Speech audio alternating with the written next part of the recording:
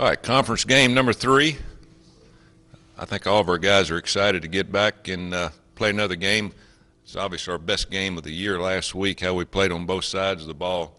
We still made a lot of mistakes, too many penalties, and we've got to correct that. We had a lot of missed tackles, and I think a lot of it was just over-aggression, guys trying to make plays, plus an athletic quarterback. So going into this week, we'll have a different game plan, obviously, each week. This is a pretty much different team. They do a lot of different things on offense and defense than what we've seen in the past. Freshman quarterback, second start. He's tall. He's got a very good arm. He gives you a lot of problems. He can throw the ball deep down the field, and unfortunately last week for him they had a couple of drop passes that could have been touchdowns. So I'm sure they'll keep with the same things that they did last week. They looked a lot more organized in terms of their running game. They had a running back that rushed for over 150 yards, and so defensively we've got to play a much more balanced defense than what we played last week with a guy that was going to try to run the ball and play action pass and get out of the pocket. Our offense is we're making progress offensively. I think last week with the emergence of a bigger running back in Tion Green and a guy that showed that he can pass protect, he can run the ball inside, run the ball outside, I think it's really going to help our offense. And so it's going to help our offensive linemen. We're not going to have to hold our blocks as long, or we're not going to have to block as many people because he's bigger and stronger and a guy that can run inside. So that was a pleasant surprise last week. But it's a conference game that is homecoming. We're excited about hopefully a lot of people coming this week that maybe just make one game a year. Noon game. It should be a great fall day. It's supposed to be clear, around 60 degrees. So we're excited to get back to the practice field this week. We'll have 2 more surgeries this week, though, which has been the year of surgeries. I think it numbers up to 12. 2 guys that were not playing, Tashumbi Johnson and our backup punter. Racy is having knee surgery. So those things happened off campus. In intramural games and things like that, those things happen, and unfortunately we're going to miss those 2 guys, and we'll have to make adjustments for scout team and also for backup punter. Questions? How much did last week with Brennan change things offensively, went 4 lines, etc.? How much did that help him in the game he did, or just comment on his play? I think going fast, a lot of people think sometimes you go fast, you lose your focus. Actually, I think you keep your focus because you have to go from one play to the next very quickly. You can't, dwell on, hey, we did a great play, hey, it was a great throw, great catch, and or a good run, or whether it was a bad play. I think you just got to refocus so quickly and go back, get the play, and run another play. You're just kind of oblivious to what happened the last play. And so, not just for the quarterback, for all the linemen. They know exactly when the ball's down, they got to get back to the line of scrimmage. We'll do a lot more of that as the year goes on. It just depends on who you're playing, what they do on defense, to whether you'll keep that kind of tempo. But for the last 5 quarters, the up tempo has really helped our offense in terms of consistency, production, long drives, making big plays. All those things have kind of fell into place with that kind of tempo. When Anthony McClung making plays, how different is the feel for your guys' offense? Yeah. Yeah, Anthony's been good because you can't, with Shaq and putting both of them at the same time, you can't focus on just one guy. You've got to single cover them.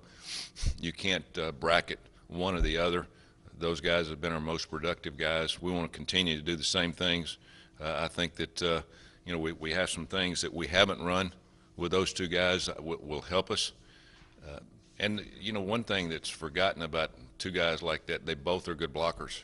They're both are physical. Now sometimes they get pushed around because of their size, but they have the quickness enough to get in front of a linebacker or a safety when the ball pops in the line of scrimmage and helps you on downfield production, on yards after contact and those things. So it'd be very hard just from a defensive standpoint of thinking, hey, we've got to cover both these guys. And then you've got our 2 outside receivers, both that are getting better, both that are running better routes, with Mikael McKay becoming more productive of running routes. And last week he didn't catch a ball that counted, but his presence on the field against a 5'8", 5'9" corner is going to be huge for us in the next 6 games, along with Chris being a 6'3", 6'4" type of receiver also.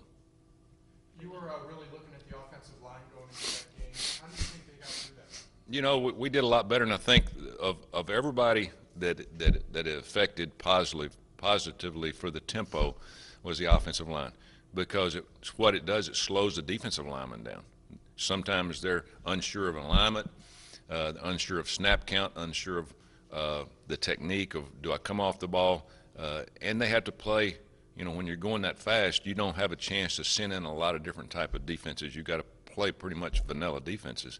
And so I think it probably helps the offensive lineman more than anything. And that's just that's from observing fast-paced tempo for the last 4 years, not just this past game. I think it's very beneficial to your offensive line because they get lined up and go. Now, sometimes we don't go as fast as I like. You know, sometimes our center lollygogs around. You know, I'll have to explain that after we're over, you know, what that means.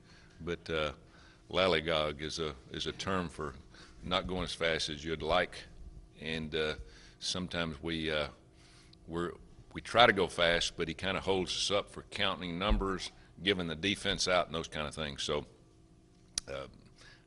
I think the more productive that we get with this fast tempo and understand a little bit more, it'll even help the offensive lineman more and more. The numbers suggest it's probably K's best overall performance. When you look at it on film, is there anything in particular that stood out to you that he was doing particularly well? I'd say about 90% of the time he took what they gave him. He didn't try to make something big. And that's good in a game like that. We needed possession because our quarterback was giving us some problems. And I thought that the long drives that he had in the second quarter were very productive for a lot of things, keeping our defense off the field, and also, you know, for us just making first downs, taking time off the clock. We had the ball 37 minutes, and they had it 23 during the game. And you're going to win a lot of games if you can do that. And so productive for a quarterback to me is moving the chains as well as scoring points. Second half, he was 15 for 15. I don't think I've ever been around that before. And so it's, you know, a lot of things click for him in that game. Again, they were good on defense. Their linebackers were as good as we'd seen. They did a good job with our receivers on the outside, but he took what was there, and he didn't force a lot of balls. And there are a couple of balls that we'd love to have back, and but, you know, you're not going to be 100%. Sometimes as a quarterback, you have to take a chance and think you can get it in there. But I think he did a lot better job in this game of just going by the book and making it happen. Witt said he expects another crowd over 30,000 this week. What do you think of the crowd? You got a good crowd? Yeah, you know, I don't look in the stands after pretty much when the game starts. You don't, I mean, you really never even notice whether you got 100 or you got 5,000. It doesn't make any difference. And we, as coaches, don't hear the crowd noise because these headsets we wear are noise-free, and so you don't hear that. But it was obvious that we were going to have a good crowd because we had a lot of our people there, and I noticed a lot of the students were coming in as we were coming out on the field, just streaming in. So it's important, you know, for good crowds. Your players obviously notice that. They notice the intensity, you know, the momentum that you get in the game is enhanced by the crowd. You know, the situations are affected, whether it's a good one for the other team or a bad one for the other team. You know, it kind of goes both ways. So I've been very impressed. You know, my first this is my third game here at Nippert Stadium and going into our fourth. It's been a fun atmosphere. What's been the key for Zach Edwards? You know, Zach he's a hard worker. He's long and lanky. That's what you look for in a safety. A guy it's hard to explain, but safeties have to have good vision. They've got to be able to see. You know, a lot of people running in front of him, and he's got enough height that he can see crossing routes and things. He breaks on the ball well. That wasn't his guy that they were throwing to, and he made up ground on flipping his hips and covering ground with his long legs and intercepting the pass. And now he's got a lot to learn. He makes a lot of mistakes in a game, but it's good to know he's going to be back for 3 years and a safety that you can count on playing the middle. And when we play man coverage, he's kind of the middle guy, you know, kind of oversees all the other guys playing man coverage. So he breaks on the ball well. He's not the best tackler yet. We work on it every Tuesday, and I think that time will tell, how much better he can get. But I tell you, for the first 6 games, I've been very surprised on how he's picked up what we're doing, and his game has really helped our defense, just in the fact of helping people get lined up. Do you expect this team to try to pound the ball on you? They're generally a huge team up front. This is no different. They're junior and seniors. They're running under 300 pounds. A good running back. Are you expecting them with a young quarterback to just try to run the football? Yeah, that's what they did last week. They were going to come in and they opened up throwing the ball, but they were going to live off the zone play, and their running back's not a straight ahead guy. He's more of a slasher. They run a lot of zone plays to where their offensive linemen, they don't come off the ball. They just kind of wall you off, and the running back finds a seam. They did a good job first half. Kid he might have rushed for over 100 yards the first half. In the second half, they didn't do as much running the football. But I tell you, they played against a good defense. We found out the week before South Florida is a very athletic defense, especially their defensive ends and their tackles. And to get that many yards rushing on that defense is a big concern for us. So, the quarterback will be something that we'll continue to watch, and what they continue to do with him during the game. They didn't do a whole lot last week, but they did do some things that they had an opportunity for big plays. But I would think with a true freshman quarterback, as anybody would, that you wouldn't want to put everything on his shoulders. You've got to be able to run the football and keep the rush down, and keep it balanced.